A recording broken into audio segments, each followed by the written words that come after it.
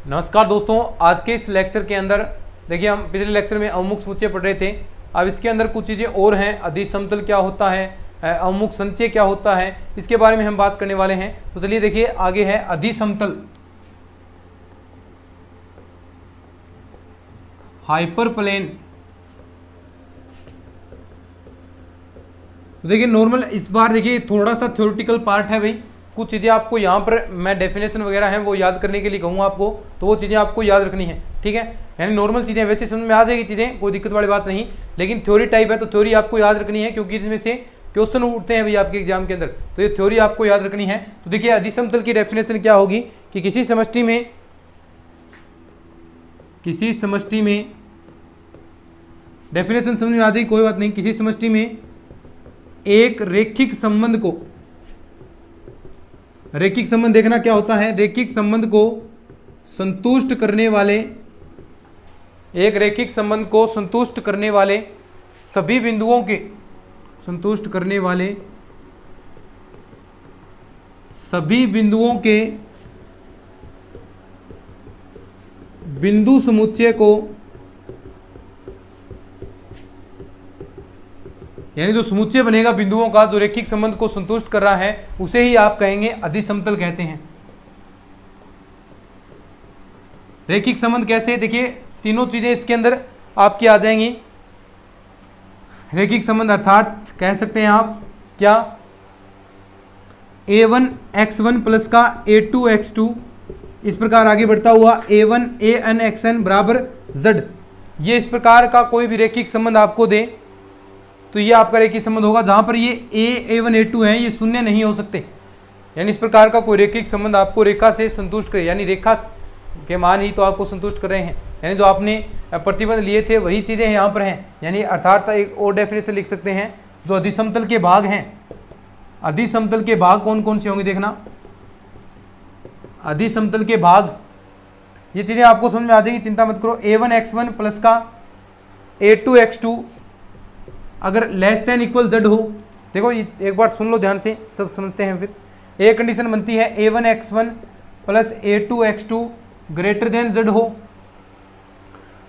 तो देखो यहां पर ये क्या चीजें हैं, यहां पर अंतराल आपका देख सकते हैं आप, ये संवृत अंतराल है और क्या है ये अर्ध संवृत अंतराल। देखो दोनों में शामिल है ना, यहां पर देखिए दोनों के अंदर आपके शामिल हैं, इक्वल का चिन्ह है, तो ये अर्ध संवृत अंतराल होगा। और जो दूसरा पार्ट है देखिए यहां पर थोड़ा सा ऊपर लिखता हूं, डेफिनेशन लिख ली तो आपने, बस ये आपको इतनी सी, इससे कोई मतलब नहीं है, बस आपको जो चीज़ बताऊं मैं आपको वो चीज़ याद रखनी है कि अधिसमतल ही अवमुख समुच्चय भी होता है। आपको दो तीन चीज़ें और मैं डेफिनेशन बताऊंगा, तो वो चीज़ें मेन है आपके लिए, उनमें से क्वेश्चन उठते हैं। ज़्यादा समझने वाली इसके अंदर कोई बात नहीं है, कोई नहीं पूछेगा आपसे ये। और विवर्त के अंदर क्या आ जाएंगी, देखो विवर्त के अंदर ये बराबर हट जाएगा। अब देखो सीधा आ गया, विवर्त का निशान है, यानी z कह सकते हैं a1x1 प्लस का a2x2 ग्रेटर देन z हो गया, a1x1 प्लस का a2x2 बराबर z है। तो ये क्या है, अर्धविवर्त, अर्धविवर्त के अंदर आएंगे।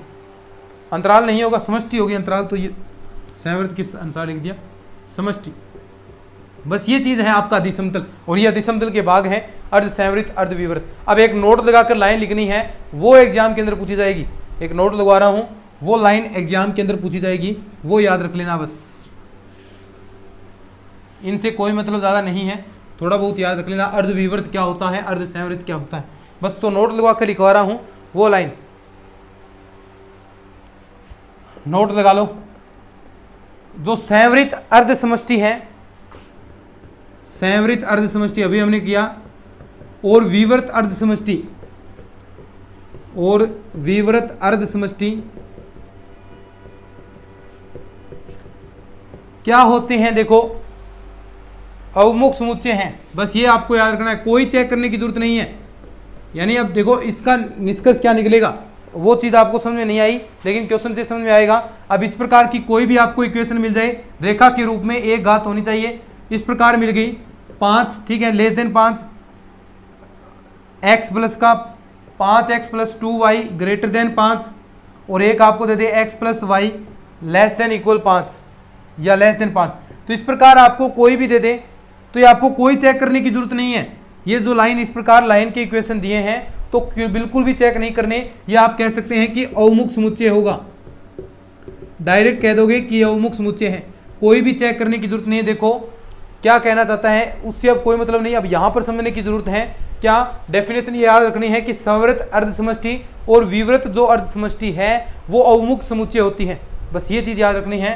और इसके अंदर कोई सा भी ऐसा क्वेश्चन आ जाए, देखो ये क्या है, अर्ध संवृत समष्टि हो गई, ये भी क्या है, संवृत हो गया, ये विवृत हो गया, तो यानी कोई चेक करने की जरूरत नहीं है, सब आप कह सकते हैं कि ये क्या हो गए, अवमुख समुच्चय हो गए। और इसके बारे में कल हमने पढ़ लिया था कि अवमुख समुच्चय क्या होता है, इसको लिखो फिर आगे बढ़ते हैं।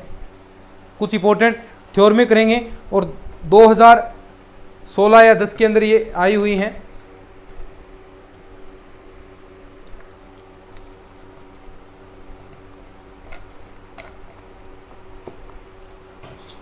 अब वही डेफिनेशन है सेम टू सेम, मैंने कहा कोई चेक करने की जरूरत नहीं है। अब थ्योरम है इंपॉर्टेंट देखो,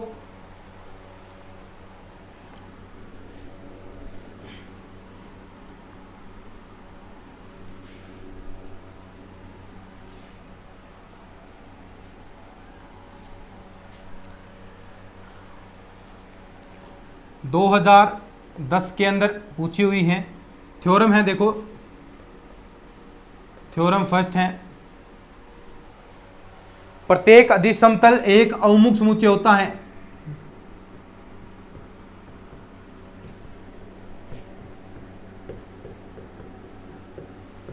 एक अवमुख समुच्चय होता है।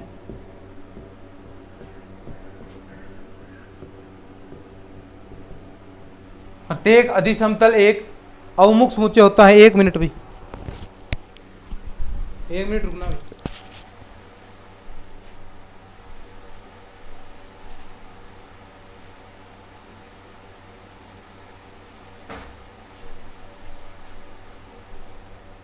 हम इसके बारे में बात कर रहे थे कि प्रत्येक अधिसमतल एक अवमुख समुच्चय होता है। एक मिनट, पहली थ्योरम आपकी बस स्टेटमेंट याद रखना है, प्रूफ वगैरह से कोई मतलब नहीं। दूसरा है कि जो दो अवमुख समुच्चय होंगे, दो अवमुख समुच्चयों का सर्वनिष्ठ भी क्या होता है, सर्वनिष्ठ भी अवमुख समुच्चय होगा। यह आप बड़ी आसानी से प्रूफ कर सकते हैं। दो अवमुख समुच्चय ले लीजिए और उनका सर्वनिष्ठ जो कॉमन पार्ट आप ले रहे हैं वो भी क्या होगा, आपका अवमुख समुच्चय होगा। नेक्स्ट थ्योरम का स्टेटमेंट है, देखो ये इंपॉर्टेंट चीजें हैं। देखिए हमने एलपीपी पढ़ा था, सुसंगत हल, किसी भी एलपीपी के सभी सुसंगत हलों का, सभी सुसंगत हलों का समुच्चय, हलों का समुच्चय, किसी भी एलपीपी के सभी सुसंगत हलों का समुच्चय भी क्या होगा, किसी भी एलपीपी के सभी सुसंगत हलों का समुच्चय भी एक आपका अवमुख समुच्चय होगा। अवमुख समुच्चय होता है, ठीक है। ये आपकी अधिसमतल था और ये पूरा कंप्लीट हो चुका है। अधिसमतल आपका पूरा हो गया। अब इसके बाद हम बात करते हैं आपके अवमुख संचय के बारे में। अधिसमतल तो आपने कर लिया, अब अवमुख संचय के बारे में हम बात करेंगे कि अवमुख संचय क्या होगा। और बिल्कुल आसान है भाई अवमुख संचय भी।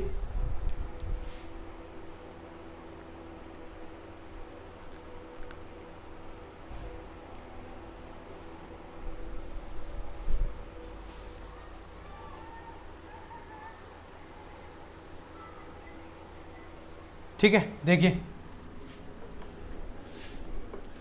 अवमुख संचय,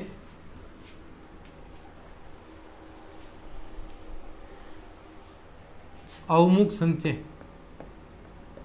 मार्कर आज चल नहीं रहा शायद।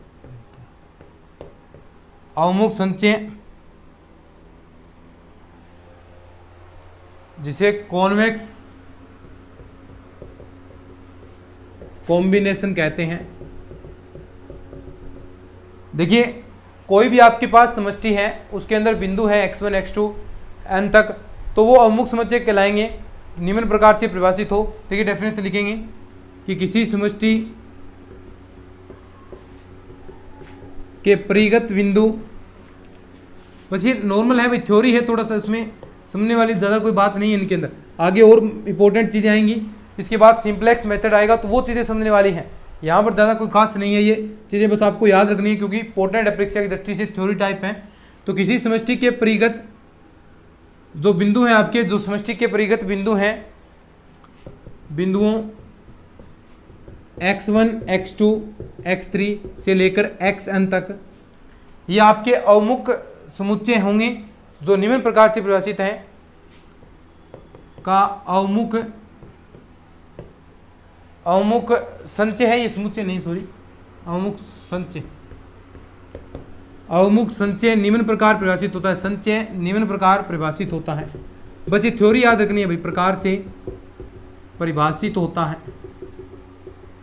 ज़्यादा कोई खास वाली समझने वाली बात नहीं है। कैसे, देखो जो मैथमेटिकल फॉर्म है वो आपको मैं लिखवा देता हूँ, क्या कि लैम्डा 1 x1 प्लस का लैम्डा 2 x2, ऐसे ही लैम्डा 3 x3 और ऐसे ही आगे आगे बढ़ता जाएगा लैम्डा n xn, और जो ये लैम्डा 1 प्लस लैम्डा 2 है प्लस लैम्डा 3 है, इस प्रकार आप जोड़ेंगे, उन सभी का मान कितना होगा, 1 होगा, सभी का मान लैम्डा n तक मान कितना होगा, 1 होगा। तो ये आपका क्या हो जाएगा दोस्तों, अवमुख संचय हो जाएगा। अगर दो बिंदुओं की बात करें तो क्या आएगा, लैम्डा 1 x1 प्लस का लैम्डा 2 x2, ठीक है। और यहां पर चूंकि लैम्डा 1 प्लस लैम्डा 2 बराबर कितना है, 1, तो यहां से आप 1 की वैल्यू निकाल सकते हैं। अगर 1 की वैल्यू निकालें, लैम्डा 1 बराबर निकालें तो आपके पास 1 माइनस का लैम्डा 2 आ गया, लैम्डा 1 की वैल्यू रख सकते हैं या लैम्डा 2 की वैल्यू निकाल सकते हैं, 1 माइनस लैम्डा 1। अब इसके अंदर रखेंगे, देखो lambda 1 x1 plus 1 minus lambda 1 x2। अगर आपको याद होगा तो ये किसका था, रेखाखंड का, कोई रेखा को व्यक्त करता है। अवमुख समुच्चय देखिए अवमुख संचय क्या होगा, एक रेखा को व्यक्त करेगा, बस यही आपको देखना है, किसी समष्टि के अंदर एक रेखा को व्यक्त करेगा, ये देखिए। और रेखा कौन सी होगी इसके अंदर, रेखा कौन सी होगी, रेखा आपकी वही होगी रेखाखंड वाली, और ये पूर्ण रूप से उस समुच्चय के अंदर होगी। तो आप कह सकते हैं कि जो ये इंपॉर्टेंट लाइन है अब, कि अवमुख संचय भी क्या होगा, अवमुख समुच्चय होगा, यानी पूर्ण रूप से रेखा उसके अंदर है, तो ये क्या होगी, अवमुख संचय है, तो ये क्या होगा, अवमुख समुच्चय भी होगा, ठीक है। तो ये नोट लगाकर एक लाइन लिखनी है, मेन चीजें जो नोट लगाकर लिखवा रहा हूं वही याद रखना है।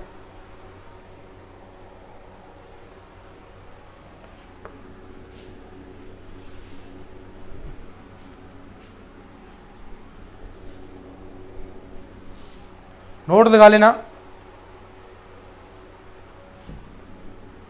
कि जो आपने अभी पढ़ा है, नोट लगाओ। n बिंदुओं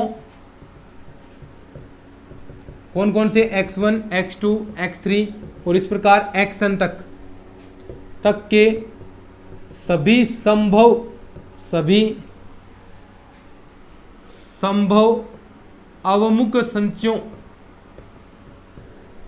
अवमुख संचयों का समुच्चय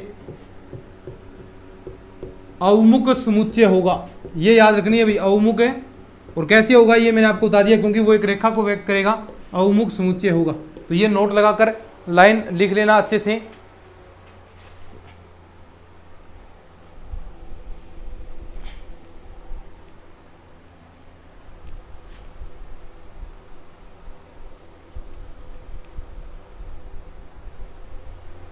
अब देखो चरम, एक नया टॉपिक है चरम बिंदु, इसी के अंदर चरम बिंदु,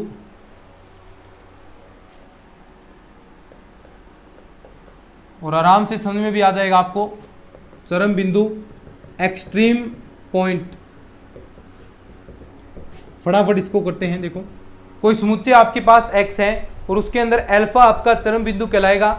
यदि समुच्चय के दो बिंदुओं को जो मिलाने वाली रेखा है उसके बीच में आपका ये अल्फा स्थित न हो, कहीं भी स्थित न हो, तो ये अल्फा आपका क्या होगा, चरम बिंदु कहलाएगा। यानी सीधी सी बात है, केवल मात्र ये परिधि पर आपका हो, ठीक है। अभी हम डेफिनेशन लिखते हैं, फिर उसके बाद इसको भी समझेंगे।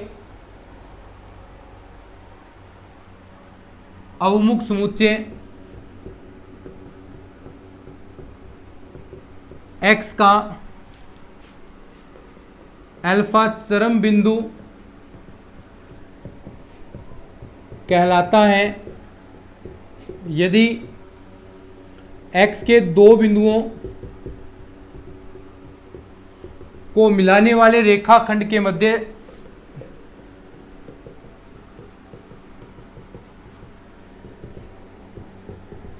मध्य स्थित ना हो, यानी अब उसके मध्य स्थित नहीं होगा। तो इसका अर्थ क्या हुआ, अगर स्थित होता है तो आप अल्फा कह सकते हैं कि वो स्थित था, जो डेफिनेशन आपने पढ़ी थी। अब ये अल्फा है बराबर नहीं होगा किसके, जो डेफिनेशन आपने पढ़ी थी स्थित होने वाली 1 माइनस लैम्डा x2, ये तो आपने पढ़ी थी पहले, तो बराबर था रेखाखंड की उसके स्थित होगा प्रत्येक बिंदु। अवमुख समुच्चय तभी होगा जब प्रत्येक बिंदु उस समुच्चय के अंदर होना चाहिए, दोनों बिंदुओं को मिलाने वाली रेखा।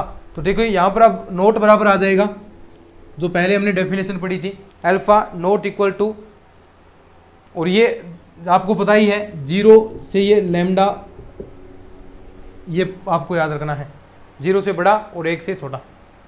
अब देखो एक क्वेश्चन करते हैं अपन, वहाँ से आपको समझ में आ जाएगा।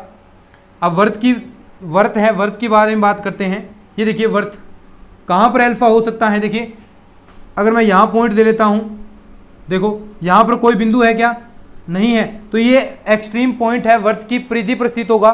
देखिए ऐसा मैं पॉइंट यहाँ पर ये नहीं ले सकता, क्योंकि यहाँ पर एक कोई पॉइंट आ सकता है। पॉइंट क्या लेने पड़ेंगे आपको, ये पॉइंट लेंगे, देखिए यहाँ पर कौन से, वर्त की परिधि पर कोई सा भी पॉइंट ले सकते हैं यहाँ पर। तो वर्त की परिधि पर कोई सा बिंदु ले लीजिए, वर्त की परिधि पर जो सभी बिंदु हैं वो आपकी क्या कहलाते हैं, एक्सट्रीम बिंदु। देखो ये सारे एक्सट्रीम बिंदु हैं, इनके एक्सट्रीम बिंदु क्या होते हैं, देखिए कोई भी दो बिंदु लें तो उनके मध्य आपका कोई भी बिंदु स्थित नहीं होना चाहिए। तो देखो यहाँ पर कोई भी बिंदु स्थित नहीं है, तो आप कह सकते हैं कि वर्त की परिधि पर स्थित सभी बिंदु चरम बिंदु कहलाते हैं। अगर हम बात करें दूसरा, ये ले लीजिए वर्ग, या वर्ग ले लिया मैंने, इसके अंदर मैं बात करता हूं, इसके अंदर बताओ कहां पर स्थित होगा। देखो यहां भी आप नहीं ले सकते, देखो यहां नहीं ले सकते, यहां पर बिंदु आ जाएगा। ऐसा कहां पॉइंट ले सकते हैं आप, देखो यहां भी नहीं ले सकते, बीच में भी नहीं ले सकते, तो कहां लेंगे, देखो यहां पर अगर आप लेते हैं, देखो ये बिंदु यहां पर लेंगे, यानी जो वर्ग है, वर्ग के शीर्ष पर जो बिंदु होगा वो वर्ग के शीर्षों पर जो बिंदु है वो क्या होते हैं, आपके चरम बिंदु होते हैं, या बहुभुज कह सकते हैं। बहुभुज के शीर्षों पर, बहुभुज के शीर्ष पर स्थित बिंदु चरम बिंदु होंगे। देखो बस थोड़ी सी थ्योरी टाइप है, ये तो कुछ चीज़ें यहाँ पर इंटरेस्टिंग थी। ये देखो कहाँ पर चरम बिंदु होंगे, तो ऐसे पूछे जा सकते हैं। देखिए ये लाइन याद रखनी है भाई, देखो समझ में नहीं आ, मुझे पता है थोड़ा कम समझ में आ रहा है ये टॉपिक है, लेकिन समझने की कोई ज़रूरत नहीं है, आपको बस ये चीज़ें याद रखनी है कि वर्त की परिधि पर स्थित सभी बिंदु चरम बिंदु होते हैं, और जो आपके पास बहुभुज आएगा उसके शीर्षों पर स्थित सभी बिंदु क्या होते हैं, चरम बिंदु होते हैं। तो समझने नहीं आ रहा है तो कोई बात नहीं, ये लाइनें आपको याद रखनी है, ये फॉर्मूला याद होना चाहिए, ये लाइनें याद होनी चाहिए, बस काम चल जाएगा, एक क्वेश्चन बन जाएगा यहाँ से। अब कुछ नोट लगवाकर चीज़ें लिखवा रहा हूँ, उसके बाद ज़्यादा कुछ चीज़ें नहीं है, बस कुछ चीज़ें नोट लगवा कर लिखवा रहा हूँ, वो चीज़ें लिख लेनी है डायरेक्ट। कुछ चीज़ें नोट लगवा कर लिखवा रहा हूँ, वो चीज़ें डायरेक्ट लिख लेनी है, फिर कल जो क्लास होगी वो इंटरेस्टिंग होगी। ये आपके लिए 20-22 मिनट की जो क्लास है, मान सकते हैं ज़्यादा इंटरेस्टिंग नहीं है, लेकिन क्वेश्चन बन सकता है इससे, ठीक है। इंटरेस्टिंग ना हो, कई बार चीज़ें ऐसी होती हैं जिसमें इंटरेस्ट नहीं आता, जो चीज़ें कम समझ में आती हैं, लेकिन कोई बात नहीं, हमें ये चीज़ें याद रखनी है। अब देखो कुछ चीज़ें आपको मैं लिखवा देता हूँ, नोट लगा कर लिख लेना, याद कर लेना उनको अच्छे से, बस नोट लगा कर 4-5 चीज़ें हैं वो लिख लेना।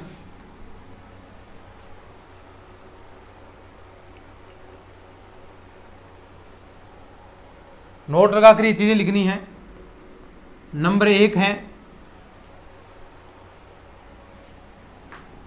निकाय AX बराबर B के सभी सुसंगत हल, निकाय AX बराबर B के सभी सुसंगत हलों के अवमुख समुच्चयों का अवमुक्त समुच्चयों का प्रत्येक चरम बिंदु आधारी हल होता है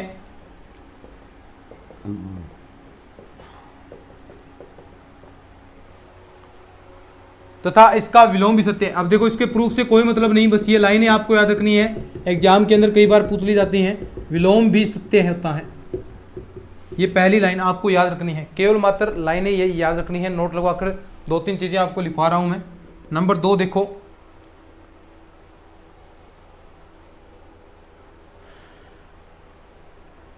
देखिए निकाय ax बराबर b के सभी सुसंगत हलों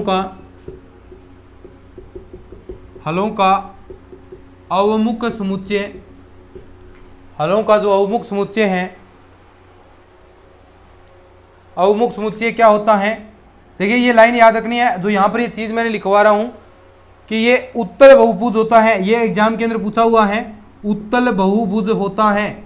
ये देखो अंडरलाइन कर रहा हूं मैं, बहुभुज होता है, ये लाइन आपको याद रखनी है। जिसका कम से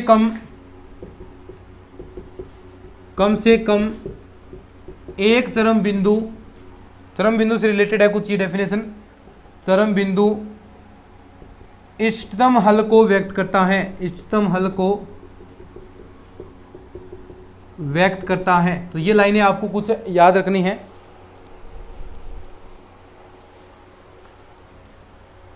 लिख ली क्या? चलिए 1-2 और लिखते हैं। अब जो चरम बिंदुओं की संख्या है वो सीमित होगी, देखिए ऐसे भी क्वेश्चन पूछे जा सकते हैं। दूसरी लाइन, तीसरी लाइन कि जो आपके पास अवमुक्त समुच्चय हैं, जिनके जो सुसंगत हलाएं हैं, सुसंगत हलों के अवमुक्त समुच्चयों के चरम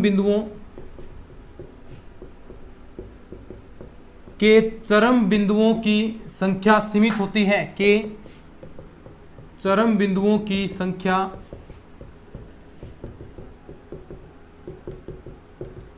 सीमित होती है। ठीक है। नंबर 4 एक लाइन और लिखते हैं।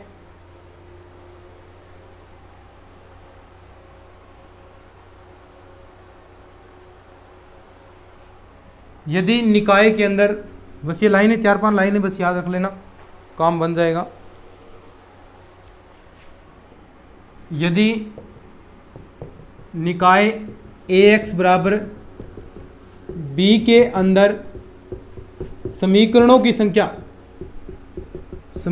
संख्या m है, समीकरणों की संख्या m होती है, तो चरम बिंदुओं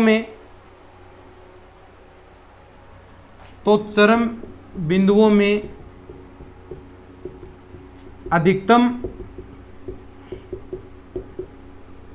m अशून्य चर होते हैं।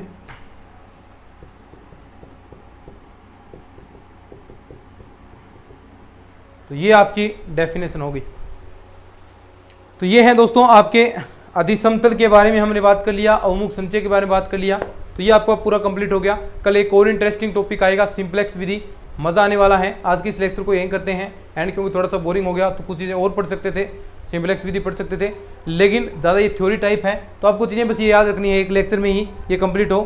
ठीक है। इसके अंदर इंटरेस्टिंग चीज़ हम नहीं स्टार्ट करेंगे, नेक्स्ट लेक्चर के अंदर करने वाले हैं। तो चलिए आज के इस लेक्चर के अंदर इतना ही। अगर अच्छा लगा है तो इसको शेयर जरूर कर देना, चैनल को भी सब्सक्राइब कर लेना। धन्यवाद।